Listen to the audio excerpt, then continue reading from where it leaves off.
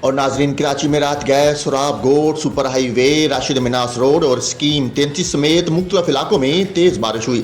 صدر آئی چندری گڑھ road, defence اور کلفٹن میں بھی ہلکی بارش ہوئی۔ بارشوں کا سلسلہ کل تک جاری رہنے کی پیش گوئی کی گئی ہے۔ کراچی کے نشیبی علاقوں میں آج اور کل اربن فلڈنگ کا خدشہ ظاہر کیا گیا۔ سندھ کے مختلف شہروں شہزاد پور، ٹنڈو آدم اور گردنوا میں آندھی کے ساتھ موسلادھار بارش ہوئی۔ نشیبی علاقے زیر آب آنے سے ندی نالوں میں طغیانی کی صورتحال پیدا ہو گئی۔ دوسری جانب لاہور میں بارشوں سے جگہ جگہ گڑھے حادثات کا سبب بننے لگے۔ پنجاب یونیورسٹی کی بس موڑ کاٹتے ہوئے گڑھے میں گر گئی۔ بارش کا پانی جمع ہونے سے ڈرائیور اندازہ نہ لگا سکا۔ حادثے میں ایک طالب علم زخمی ہوا۔ اتر بلوچستان میں بارشوں کے بعد بولان ندی میں طغیانی آ گئی، جبکہ پنجرا پل کے مقام پر قومی شاہراہ زیر آب آ گئی، جس کے باعث کوئٹہ سبی شاہراہ ٹریفک کے لیے بند ہے۔ رپورٹس کے مطابق پٹک بازار میں اب بھی ریلے سے متعدد دکانیں اور مکانات گر گئے۔